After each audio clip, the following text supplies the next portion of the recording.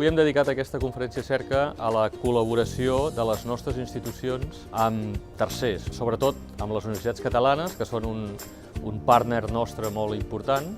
però també amb hospitals, amb el CSIC, amb els nostres patrons de tota mena, amb la Generalitat de Catalunya, i és molt important seguir mantenint aquest nivell de col·laboració i no de competència entre nosaltres. Una altra cosa que hem volgut fer avui és situar el nostre sistema de centres entre els gegants, entre els grans sistemes de centres europeus. Actualment som la 8a institució agregant tots els centres cerca a nivell europeu, a nivell de captació de diners de l'ACT 2020, per tant, això en si mateix ja és una fita. El nostre sistema de centres, tot i ser quantitativament més petit, a nivell de pressupostos i a nivell de personal, estem molt més a prop d'aquests grans gegants quan parlem de resultats que quan parlem de temes estructurals com els diners o les persones. Tenim una capacitat de multiplicar recursos que no tenen altres grans institucions a Europa i aquesta és una de les nostres fortaleses.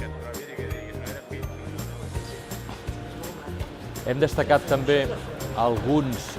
reptes del nostre sistema. La marca cerca a nivell europeu és clarament un objectiu que hem d'assolir i demanarem a la Unió Europea que, a part de posar cada institució individual dels 40, també emeti dades amb la marca cerca, igual que fa amb Max Planck o amb CNRS. Tota la renovació de l'equipament científic dels nostres centres és un repte de futur perquè val molts diners, l'hem de planificar i l'hem de poder fer bé en el futur. I al final, el repte més important és que estem immersos en un canvi de govern al país i és que qui porti les regnes una vegada més, qui porti la direcció de tots els temes de recerca i d'universitats,